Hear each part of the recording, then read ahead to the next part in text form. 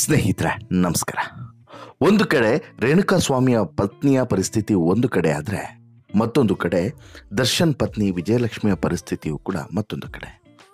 ಇವರಿಬ್ಬರಿಗೂ ಕೂಡ ಒಂದೇ ರೀತಿಯಾದಂಥ ನೋವು ಕಾಡ್ತಾ ಇದೆ. ಒಬ್ಬರಿಗೆ ಇವತ್ತಿಗೆ ಗಂಡ ಇಲ್ಲ, ಹೊಟ್ಟೆಯಲ್ಲಿ ಮಗು ಇದೆ. ಮತ್ತೊಬ್ಬರಿಗೆ ಗಂಡ ಇದ್ದಾನೆ, ಆದರೆ ಇದ್ದೂ ಕೂಡ ಇಲ್ಲದಂತಿದ್ದಾನೆ. ಮತ್ತೊಂದು ಕಡೆ ಆಳೆತ್ತರದ ಮಗ ಇದ್ದಾನೆ. ಸಮಾಜದ ಮುಂದೆ ನಾನೊಬ್ಬ ಸ್ಟಾರ್ ನಟನ ಪತ್ನಿ ಅಂತ ಹೇಳ್ಬಿಟ್ಟು ಹೆಮ್ಮೆಯಿಂದ ಹೇಳ್ಕೊಳ್ಳುವಂಥ ಸೌಭಾಗ್ಯ ಆಕೆಗಿಲ್ಲ. ಯಾಕಂತ ಹೇಳಿದ್ರೆ ಆತ ಮಾಡಿರುವಂಥ ಕೆಲಸ ಅಂಥದ್ದು. ಇಷ್ಟು ಸಮಯ ಮಾಡಿದಂತಹ ಕೃತ್ಯಗಳು, ಇಷ್ಟು ಸಮಯ ಸಿಲುಕಿಕೊಂಡಂಥ ವಿವಾದಗಳು ಒಂದು ಥರದಾದರೆ, ಈ ಬಾರಿ ಆತ ಸಿಲುಕಿಕೊಂಡಿರುವಂಥ ವಿವಾದ ತೀರಾ ತೀರಾ ತೀರಾ ತೀರಾ ಮಾನ ಮರ್ಯಾದೆಯನ್ನು, ಇದ್ದಂತಹ ಮಾನ ಮರ್ಯಾದೆಯನ್ನು ಕೂಡ ಹರಾಜು ಹಾಕುವಂತಹ ವಿವಾದ ಅಂತಲೇ ಹೇಳ್ಬೋದು, ಜೊತೆಗೆ ಪ್ರಕರಣ ಅಂತಲೂ ಕೂಡ ಹೇಳ್ಬೋದು. ತನ್ನ ಅಭಿಮಾನಿಯನ್ನೇ ಈ ರೀತಿ ಸಾಯಿಸೋದ್ರ ಮೂಲಕ ತಾನು ಮಾಡಬಾರದ ಕೃತ್ಯವನ್ನು ಮಾಡಿದ್ದೇನೆ ಅನ್ನೋದು ಬಹುಶಃ ದರ್ಶನ್ಗೆ ಈಗಾಗಲೇ ಅರಿವಾಗಿದೆ. ಅದಕ್ಕೆ ಆತ ಕೈಕಟ್ಟಿ ಏನೂ ಕೂಡ ಅರಿಯದ ಮುಗ್ಧನಂತೆ ಇವಾಗ ನಿಂತಿರೋದು.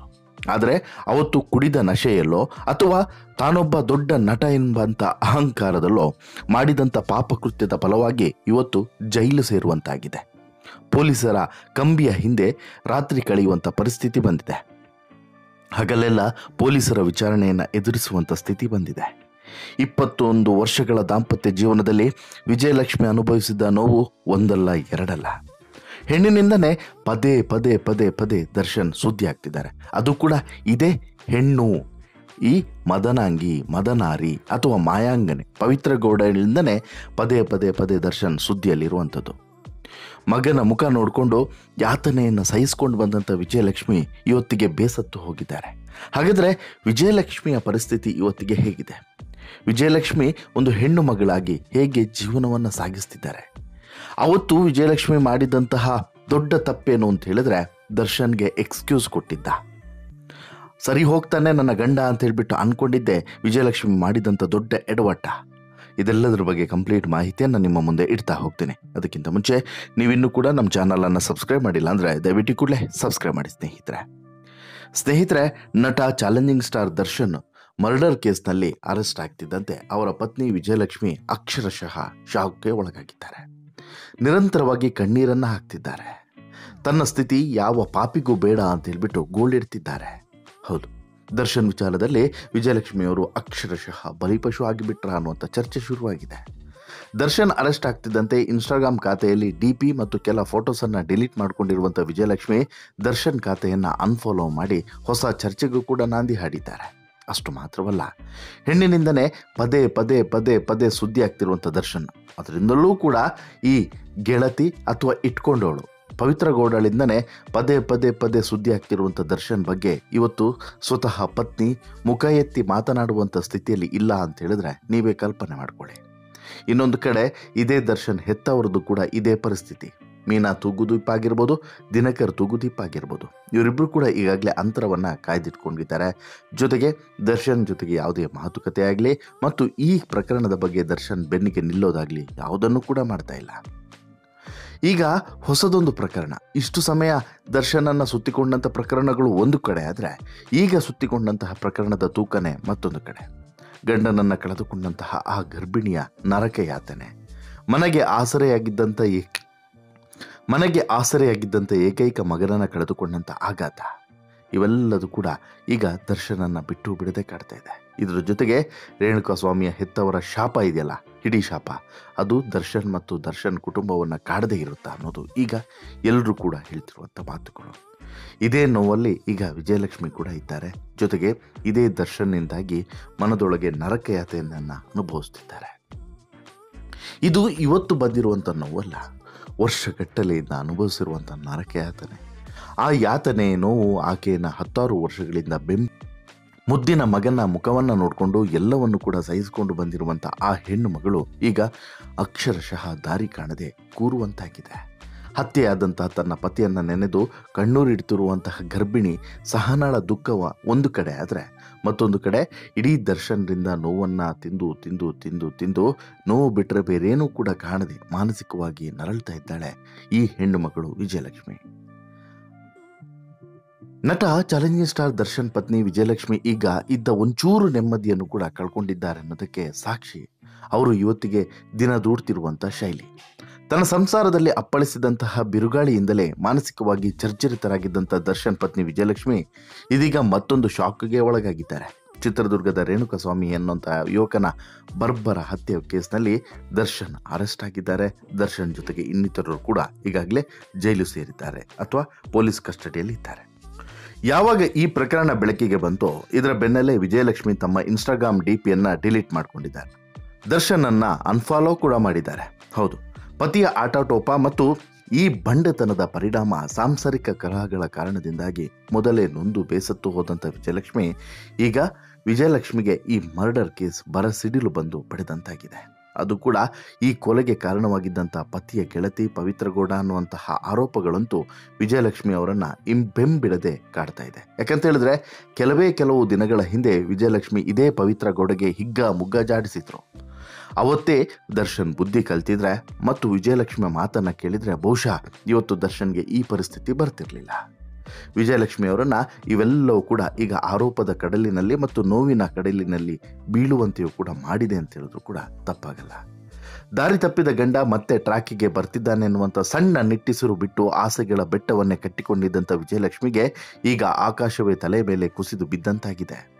ಪತಿ ದರ್ಶನ್ ಕೊಲೆ ಆರೋಪದಲ್ಲಿ ಅರೆಸ್ಟ್ ಆಗ್ತಿದ್ದಂತೆ ತಮ್ಮ ಇನ್ಸ್ಟಾ ಡಿಪಿಯನ್ನು ಡಿಲೀಟ್ ಮಾಡಿ ಪತಿಯನ್ನು ಅನ್ಫಾಲೋ ಮಾಡೋ ಮೂಲಕ ನೋವು ಮತ್ತು ತಮಗೆ ಆಘಾತ ಹೆಚ್ಚಾಗಿರೋದ್ರ ಬಗ್ಗೆ ಈಗ ಸುಳಿವನ್ನು ಕೊಟ್ಟಿದ್ದಾರೆ. ದರ್ಶನ್ ಮತ್ತು ವಿಜಯಲಕ್ಷ್ಮಿ ಪರಸ್ಪರ ಪ್ರೀತಿಸಿ ಮದುವೆ ಆದವರು. ದರ್ಶನ್ ಅಂದು D boss, challenging star, box office Sultan ಅನ್ನುವಂತಹ ಯಾವುದೇ ಬಿರುದುಗಳನ್ನು ದಕ್ಕಿಸಿಕೊಂಡಿರಲಿಲ್ಲ. ಅಂದು ದರ್ಶನ್ ಒಬ್ಬ ಸಾಮಾನ್ಯ ನಟನಾಗಿದ್ದ. ದರ್ಶನ್ ಯಾರನ್ನು ಕೆಲವರಿಗೆ ಗೊತ್ತೇ ಇರಲಿಲ್ಲ. ದರ್ಶನ್ ಆಗ ಅವಕಾಶಗಳಿಗಾಗಿ ಅಲಿತಾ ಇದ್ದ. ಕೈಯಲ್ಲಿ ಹೇಳಿಕೊಳ್ಳುವಂತಹ ದುಡಿಮೆಯೂ ಕೂಡ ಇರಲಿಲ್ಲ. ದೊಡ್ಡ ದೊಡ್ಡ ಪಾತ್ರಗಳಲ್ಲೂ ಕೂಡ ದರ್ಶನ್ ನಟಿಸಿರಲಿಲ್ಲ. ಭವಿಷ್ಯವನ್ನ ಕಟ್ಟಿಕೊಳ್ಳೋದು ಅಲೆದಾಡೋದಕ್ಕೆ ಶುರು ಮಾಡಿದ್ದಂತಹ ಸಂದರ್ಭದಲ್ಲಿ ದರ್ಶನ್ ಸಾಂಗತ್ಯಕ್ಕೆ ಬಂದವರು ದರ್ಶನ್ ಪತ್ನಿ ವಿಜಯಲಕ್ಷ್ಮಿ. ಅವತ್ತು ನಂಬಿ ಬಂದಂಥ ವಿಜಯಲಕ್ಷ್ಮಿಗೆ ಇವತ್ತು ದರ್ಶನ್ ಮಾಡಿದ್ದೇನು ಅದನ್ನು ಗಮನಿಸಬೇಕು. ಯಾಕಂತ ಹೇಳಿದ್ರೆ ಅವತ್ತು ದರ್ಶನ್ ಬಳಿ ದುಡ್ಡು ಇರಲಿಲ್ಲ, ಅವಕಾಶಗಳು ಕೂಡ ಇರಲಿಲ್ಲ, ಭವಿಷ್ಯದ ಬಗ್ಗೆ ಸ್ಪಷ್ಟತೆಯೂ ಕೂಡ ಇರಲಿಲ್ಲ. ಆ ಸಂದರ್ಭದಲ್ಲಿ ದರ್ಶನ್ಗೆ ಆರ್ಥಿಕವಾಗಿಯೂ ಶಕ್ತಿ ತುಂಬಿದ್ದು ಇದೇ ವಿಜಯಲಕ್ಷ್ಮಿ.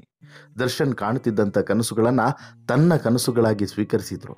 2003 ಮೇ ತಿಂಗಳ 19ನೇ ತಾರೀಕು ದಾಂಪತ್ಯ ಜೀವನಕ್ಕೆ ಪ್ರೀತಿಸಿ ಕಾಲಿಟ್ಟಿದ್ರು ದರ್ಶನ್ ಮತ್ತು ವಿಜಯಲಕ್ಷ್ಮಿ ಜೋಡಿ. 100 ಕಾಲ ಸುಖವಾಗಿ ಸಂಸಾರವನ್ನು ಸಾಗಿಸಿ ಅಂತ ಹೇಳ್ಬಿಟ್ಟು ಎಲ್ಲ ಹಿರಿಯರು ಆಶೀರ್ವಾದವನ್ನು ಕೂಡ ಮಾಡಿದರು.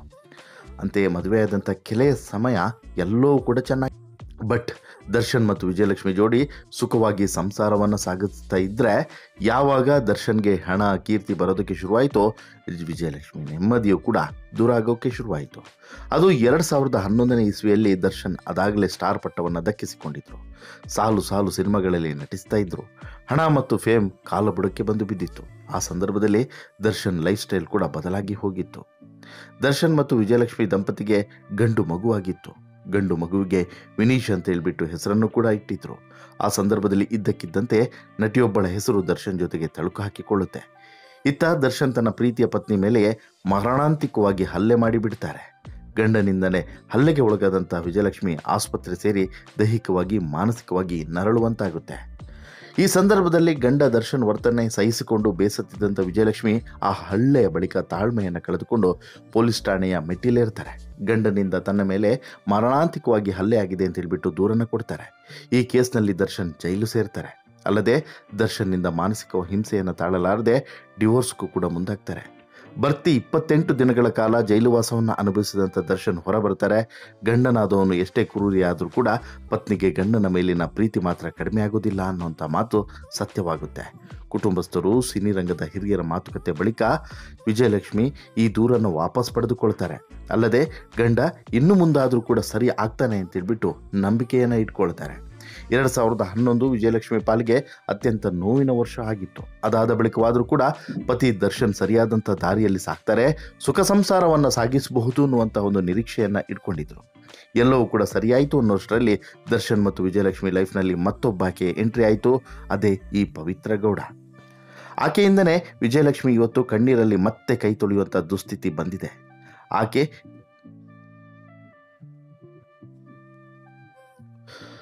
ಆಕೆ ಸ್ಯಾಂಡಲ್ವುಡ್ನಲ್ಲಿ 2-3 ಸಿನಿಮಾಗಳಲ್ಲಿ ನಟಿಸಿದ್ದಾಳೆ ಸರಿ, ಆದರೆ ದರ್ಶನ್ ಆತ್ಮೀಯತೆಯನ್ನು ಪಡೆದ ಬಳಿಕ ಪವಿತ್ರ ಗೌಡ ಬದುಕೆ ಬದಲಾಗಿ ಹೋಯಿತು. ದರ್ಶನ್ ಲೈಫ್ ಕೂಡ ಕಂಪ್ಲೀಟ್ ಆಗಿ ಚೇಂಜ್ ಆಯಿತು. ದರ್ಶನ್ ಮತ್ತು ಪವಿತ್ರ ಗೌಡ ನಡುವಿನ ಸಂಬಂಧ ಎಲ್ರಿಗೂ ಕೂಡ ಗೊತ್ತಾಗ್ತಾ ಹೋದಂತೆ ದರ್ಶನ್ ಕೂಡ ಮೂರು ಬಿಟ್ಟು ಆಕೆಯ ಜೊತೆಗೆ ಹೆಚ್ಚು ಸಮಯವನ್ನು ಕಳೆಯೋದಕ್ಕೆ ಶುರು ಮಾಡಿದರು. ವಿಜಯಲಕ್ಷ್ಮಿ ಮತ್ತು ಮಗನನ್ನು ಬೇರೆ ಮನೆಯಲ್ಲಿ ಇಟ್ಟು ದರ್ಶನ್ ಬೇರೆ ಮನೆಯಲ್ಲಿ ವಾಸ ಮಾಡಿ ಪವಿತ್ರ ಕೂಡ ಬೇರೆ ಮನೆಯಲ್ಲಿ ವಾಸ ಮಾಡುವಂಥ ಪರಿಸ್ಥಿತಿಗೆ ಹೋಗಿದ್ರು. ಅದಾದ ಬಳಿಕ ಮತ್ತೆ ಒಂದು ಸಲ ಎಲ್ಲವನ್ನು ಕೂಡ ತಿಳಿಗೊಳಿಸಿದಂಥ ಅಂಬರೀಷ್ ಅವರು ಕೂತು ಮಾತನಾಡಿ ಒಂದೇ ಮನೆಯಲ್ಲಿ ಇರುವಂತೆ ಹೇಳಿದರು. ಆ ಸಂದರ್ಭದಲ್ಲಿ ದರ್ಶನ್ ಮನೆಗೆ ಮತ್ತೆ ಮರಳಿ ಹೋಗಿದ್ರು ಇದೇ ವಿಜಯಲಕ್ಷ್ಮಿ. ಇನ್ನು ವಿಜಯಲಕ್ಷ್ಮಿ ಸೋಷಿಯಲ್ ಮೀಡಿಯಾದಲ್ಲಿ ಪೋಸ್ಟ್ ಮಾಡೋ ಮೂಲಕ ತಮ್ಮ ಆಕ್ರೋಶವನ್ನು ಆಗಾಗ ಹೊರಗಡೆ ಹಾಕ್ತಾನೆ ಇದ್ರು. ಈ ಘಟನೆ ನಡೆದ ಬಳಿಕ ವಿಜಯಲಕ್ಷ್ಮಿ ಬರಲಿ ತೆರಳಿದಂತಹ ದರ್ಶನ್ ಕುಡಿದ ಮತ್ತಿನಲ್ಲಿ ಮತ್ತೊಮ್ಮೆ ಹಲ್ಲೆ ಕೂಡ ಮಾಡಿದ್ರಂತೆ. ಅಲ್ಲದೆ ಆ ಸಮಯದಲ್ಲಿ ವಿಜಯಲಕ್ಷ್ಮಿಗೆ ದರ್ಶನ್ ಹೊಡೆಯೋದನ್ನು ಬಿಡಿಸಲು ಮುಂದಾದಂತಹ ಸ್ಯಾಂಡಲ್ವುಡ್ನ ಖ್ಯಾತ ನಟರೊಬ್ಬನ ಮೇಲೂ ಕೂಡ ದರ್ಶನ್ ಹಲ್ಲೆ ಮಾಡಿದ್ರಂತೆ. ಹೀಗಾಗಿ ಆ ನಟನು ಕೂಡ ದರ್ಶನ್ನಿಂದ ನಂತರ ದೂರವಾಗಿದ್ದಾರೆ. ಆತ ಯಾರು ಅನ್ನೋದು ಬಹುಶಃ ಸಾಕಷ್ಟು ಜನರಿಗೆ ಈಗಾಗಲೇ ಗೊತ್ತಾಗಿರುತ್ತೆ. ಮೇಲಿನ ಮೇಲೆ ಮಾನಸಿಕವಾಗಿ ಪೆಟ್ಟು ತಿನ್ನುತ್ತಲೇ ಬಂದಿದ್ದಂಥ ವಿಜಯಲಕ್ಷ್ಮಿ ಪಾಲಿಗೆ ಅತಿ ದೊಡ್ಡ ಯಾತನೆ ಅನುಭವಿಸುವಂತೆ ಮಾಡಿದಂತಹ ಇದೇ ಪವಿತ್ರ ಗೌಡ ನಂತರ ಒಂದು ಪೋಸ್ಟನ್ನು ಕೂಡ ಹಾಕ್ತಾರೆ. 10 ವರ್ಷದ ಸಂಬಂಧದ ಬಗ್ಗೆ ಒಂದು ಪೋಸ್ಟನ್ನು ಹಾಕ್ತಾರೆ. ಆ ಸಂದರ್ಭದಲ್ಲೂ ಕೂಡ ಪವಿತ್ರ ಗೌಡಗೆ ಇದೇ ವಿಜಯಲಕ್ಷ್ಮಿ ಹಿಗ್ಗ ಮುಗ್ಗ ಜಾಡಿಸ್ತಾರೆ. ಪವಿತ್ರ ಗೌಡ ಆ ಪೋಸ್ಟು ದರ್ಶನ್ ಪತ್ನಿ ವಿಜಯಲಕ್ಷ್ಮಿಗೆ ಅಕ್ಷರಶಃ ಆಘಾತವನ್ನು ತಂದಿತ್ತು. ಮೊದಲೇ ಎದೆಯೊಳಗೆ ಕುದಿತಿದ್ದಂಥ ನೋವನ್ನು ಜ್ವಾಲೆಗೆ ತುಪ್ಪ ಸುರಿದಂತಾಗಿತ್ತು. ಆ ಘಟನೆ ಬಳಿಕ ವಿಜಯಲಕ್ಷ್ಮಿ ಅಕ್ಷರಶಃ ಕುಸಿದು ಹೋಗಿದ್ರು. ಆದರೆ ಸೋಷಿಯಲ್ ಮೀಡಿಯಾದಲ್ಲಿ ನೇರವಾಗಿ ಪವಿತ್ರ ಗೌಡ ವಿರುದ್ಧ ಆಕ್ರೋಶವನ್ನು ಹೊರಗಡೆ ಹಾಕಿದಂತಹ ವಿಜಯಲಕ್ಷ್ಮಿ ತಾಳ್ಮೆ ಕಳೆದುಕೊಂಡು ಕಾನೂನು ಕ್ರಮಕ್ಕೂ ಕೂಡ ಮುಂದಾಗಬೇಕಾಗುತ್ತೆ ಅಂತ ಹೇಳಿ ಎಚ್ಚರಿಕೆಯನ್ನು ಕೂಡ ಕೊಟ್ಟಿದ್ರು. ಬಟ್ ದರ್ಶನ್ ಮಾತ್ರ ಬದಲಾಗಲಿಲ್ಲ. ಪವಿತ್ರ ಗೌಡ ಬಾಲ ಹಿಡ್ಕೊಂಡು ತಿರುಗೋದನ್ನು ಮಾತ್ರ ದರ್ಶನ್ ನಿಲ್ಲಿಸಲೇ ಇಲ್ಲ. ಎಲ್ಲಿವರೆಗೆ ಅಂತ ಹೇಳಿದ್ರೆ ಮೈಸೂರಿನ ರೆಸ್ಟೋರೆಂಟ್ ಒಂದರಲ್ಲಿ ನಡೆದಂಥ ಗಲಾಟೆಯಲ್ಲೂ ಕೂಡ ಈ ಹಿಂದೆ ನಡೆದಂಥ ಗಲಾಟೆಯಲ್ಲೂ ಕೂಡ ಇದೇ ಪವಿತ್ರ ಗೌಡ ಇದ್ದಿತ್ತು.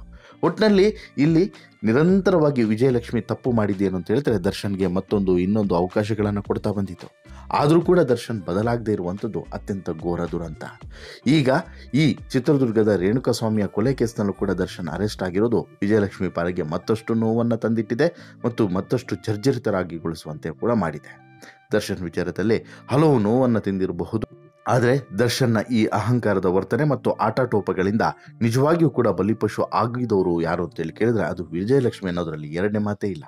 ನಿಮಗೇನು ಅನಿಸುತ್ತೆ ಸ್ನೇಹಿತರೆ? ವಿಜಯಲಕ್ಷ್ಮಿ ಈ ಕಣ್ಣೀರಿನ ನರಕ ಯಾತನೆ ಬಗ್ಗೆ ನಿಮ್ಮ ಅಭಿಪ್ರಾಯ ಏನು? ದಯವಿಟ್ಟು ಕಮೆಂಟ್ ಮಾಡಿ ತಿಳಿಸಿ. ಜೊತೆಗೆ ಈ ಸ್ಟೋರಿ ಇಷ್ಟ ಆಯಿತು ಅಂತ ಹೇಳಿದ್ರೆ ಲೈಕ್ ಮಾಡಿ, ಶೇರ್ ಮಾಡಿ, ಚಾನಲ್ಗೆ ಸಬ್ಸ್ಕ್ರೈಬ್ ಆಗೋದನ್ನು ಮರಿಬೇಡಿ. ಧನ್ಯವಾದ.